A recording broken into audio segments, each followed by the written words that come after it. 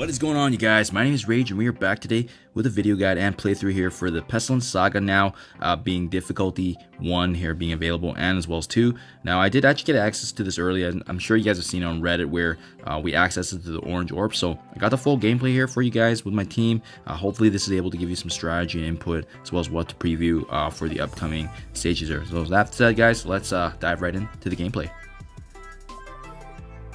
As you guys can see, this video was captured in the Orange Elite Orb Fragment section, where we did actually get access to these specific modes before the actual release date. So we'll just go ahead now.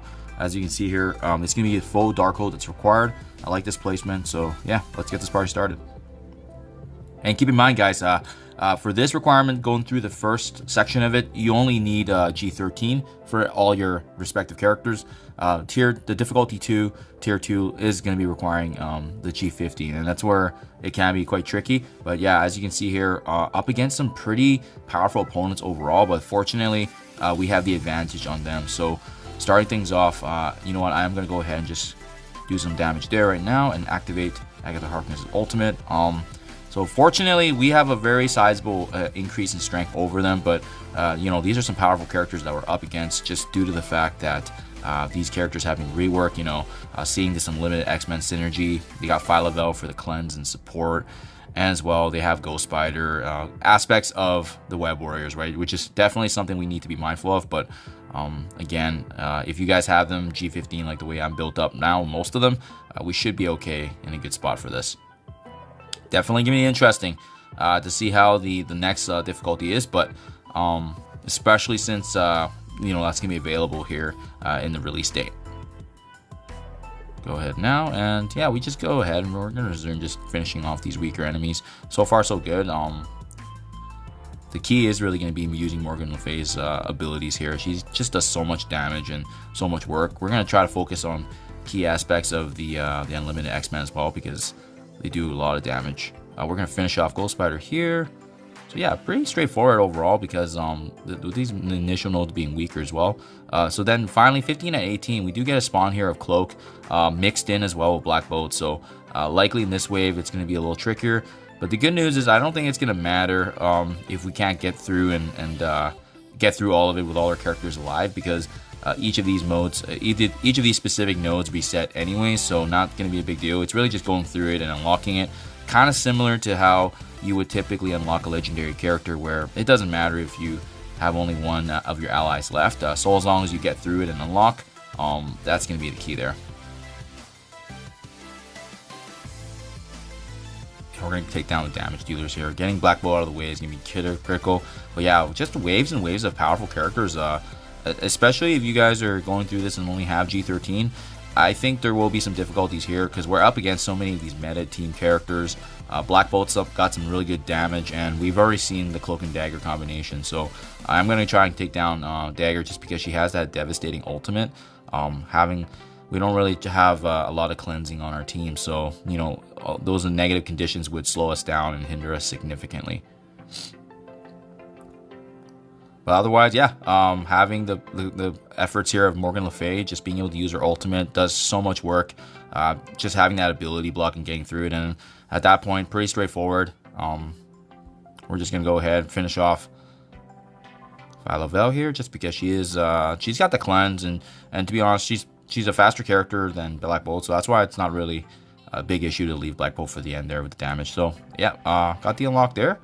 So that's the first node, 3 stars unlocked. Like I said, I don't think that stars are going to matter, but it's nice that we're going to be getting some really decent materials here as we're going through this. So that's first node, and then we'll just keep pushing along here. 1, 2 does change gear, so we'll just go ahead, switch over here now to the next node, and same old, same old. I will be curious how the next difficulty is going to be once we actually finish off this this level 1 tier 1 section. It will be interesting to see what difficulty it is once we're actually going to be more aligned with the G15 requirements. But first and foremost, biggest thing is now we're up against another powerful meta team in being the Young Avengers, and right away the key target is going to be Squirrel Girl, just because she has the cleanse, and with the number of negative conditions that we can inflict on the team, it would be very, very unfortunate for us if that is cleansed, right? So as you can see, you know, she still got to her turn there, which is unfortunate, but maybe what we should have done is stun her, but still seems okay. And now that Squirrel Girl's out of the way, we're in a much better spot, but we again have that fortunate opportunity that we have the level advantage over them. And also as well, keep in mind that Magic Phoenix combinations here, so we're gonna have to deal with that. But I do like to take down Kitty Pryde first. Excuse me, Kate Bishop first, just because of the fact that, you know, she's got the passive support that she can give to her fellow Young Avengers, especially in blinding us. So we're gonna take advantage of that, taking her down. And afterwards, we are going to focus on Magic, because getting Magic at least out of the way is not going to give, you know, 2 lives to Phoenix, which is something we need to be aware of. And Dark Phoenix especially has some very, very powerful abilities. Okay, there we go, just in time, perfect. Yeah, we're gonna let Phoenix do her thing. We're not gonna push it in terms of taking her down earlier than expected. Well, actually, I do want to use Dr. Strangeheart's ultimate, so never mind. We're just gonna go ahead and do that, because it was a great opportunity. The number of damage we can do, and now we do have to just focus on Phoenix, get her out of the way. There we go. And because we don't have defense up, let's go ahead and use this quick and finish off the damage dealers here, especially X23, Gamora. We also need to be mindful of that Cyclops with Lieutenant. Leave the supporting characters out of the way, like Adam Warlock, great supporting character, but honestly speaking, doesn't do damage, so we're just gonna let him be. Go ahead and, oh wow, just look at how devastating Morgan Le Fay is just doing her work here. We're gonna take down the damage dealers, and we're gonna be in a really good place again. So far so good, especially for this first difficulty level. Not bad at all. Just keep chugging along here. Yeah, there we go.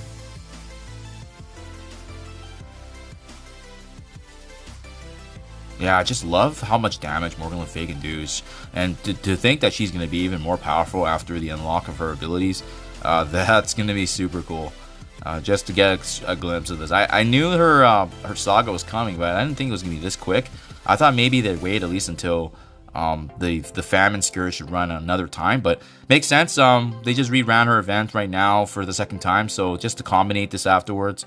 I also like the fact that this is an event that's going to be permanent until the release of Apocalypse, so really, really good. Yeah, so that's 2 nodes down. Let's go ahead and resume here. 1-3. And again, the exact same team here with Darkhold.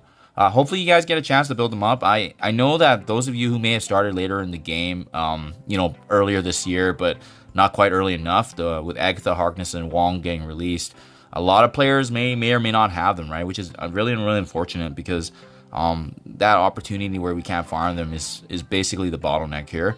We want to focus in the beginning of this wave with the Dad Brothers, just because they do some really, really good damage, and it would be nice to slow them down. Fortunately, we have the abilities here of Agatha to actually stun and ability block Scarlet Witch there, so that's good. We're going to leave it at that. And the main reason we want to do that is because we want to focus on all the damage dealers, especially once Shatterstar and Longshot get going with their attacks and then building up barrier and speed with the crits. That's why we just need to take at least one of them down, and it reduces their effectiveness. I'm also just going to leave the tanks on the border, so I'm going to go ahead. I'm going to finish off these guys first. Voodoo's got a really good heal too, but we don't want.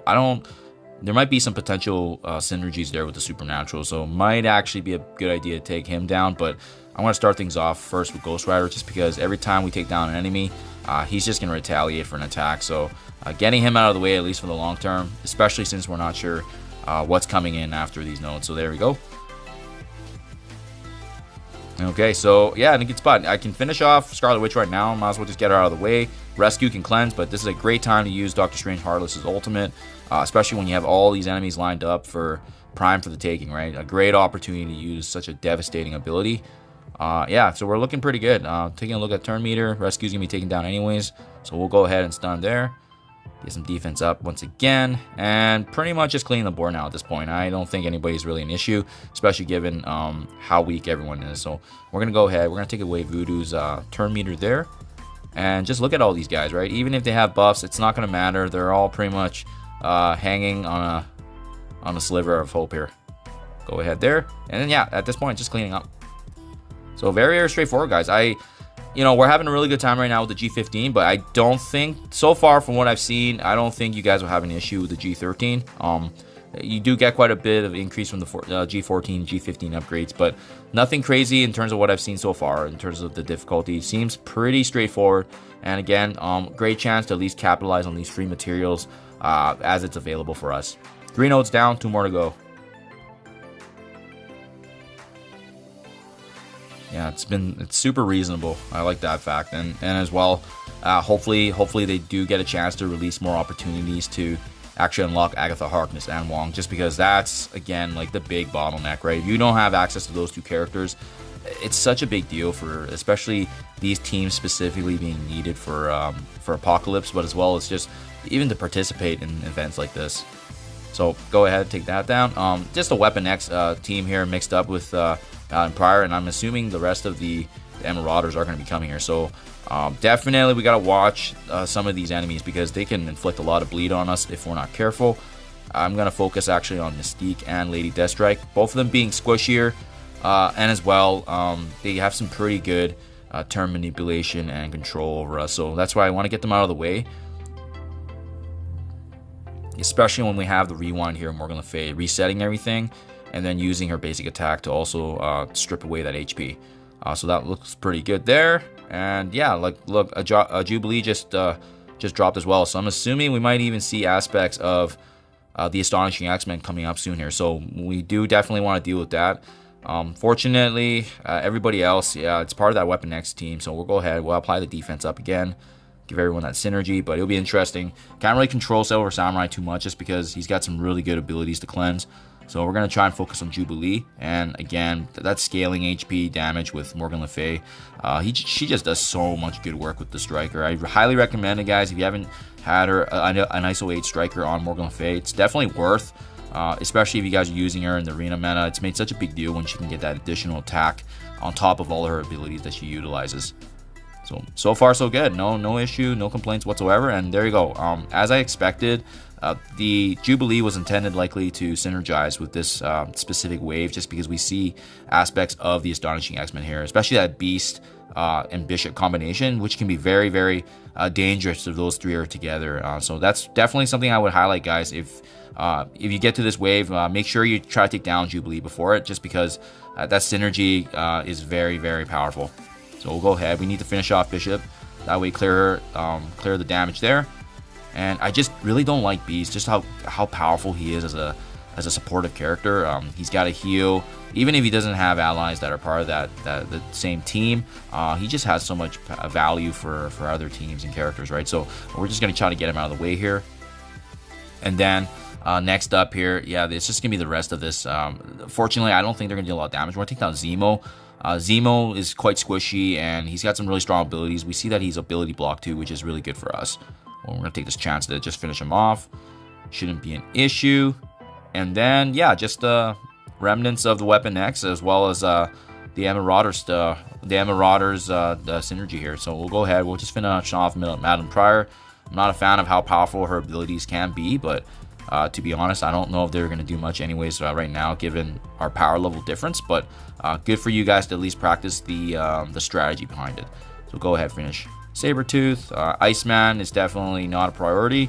Go ahead and take down Wolverine, and yeah, we're in the clear here. There we go, and yeah, that concludes 4 nodes, guys, and only 1 more to go for this first difficulty. And then we'll also resume the rest of the chapter 2 as well. Okay, last but not least, let's go ahead. Yeah, so far, yeah, very, very reasonable, guys. If there's any one that's going to be a challenge, it might be this one, just because it's the last one for this first difficulty. So let's see what we're up against. So aspects of the Unlimited X-Men team, also mixed in with Shang-Chi and the Secret Avengers, and even with Wong there, makes me think if potentially we're going to be up against the Darkhold later on. So definitely good food for thought. We'll go ahead, activate Agatha Harkness's ultimate following Morgan Le Fay. Just does some good work in terms of the ability blocks and so forth. Combinate that with Scarlet Witch just to extend it in case we need it. But what's going to be interesting here is, yeah, so didn't do much to us. I was surprised to see that. Again, we have that advantage of the power level difference here. We're really working in favor for us. If this Shang-Chi and everyone else is scaled correctly, they would have just absolutely tore us apart with the positive buffs that we had on our team already. So far so good. I think the priority definitely is getting through Rogue at the beginning, especially if her being faster than Darkhold, she's going to likely land her special sooner than any of our abilities, putting her in that really, position to taunt and take damage away. So, and as well, she has a stun, but thankfully we have the immunity. So we're going to go ahead, we're going to rewind, reset this. It's going to be devastating, and we're also going to scale as well. This should be able to pretty much finish off Rogue, or very close. And yeah, let's go ahead. Let's finish off Gambit. Let's get him out of the way. Just given his retaliation, it's going to be quite dangerous. We're finally seeing now other aspects of the Unlimited X-Men, the rest of it, as well as Cersei here. So got to be mindful of Cersei. I don't know if there's going to be an Icarus, so definitely let's start targeting her just because she's powerful. She's got a cleanse, and it could be bad news for us if there is an Icarus lurking in another wave.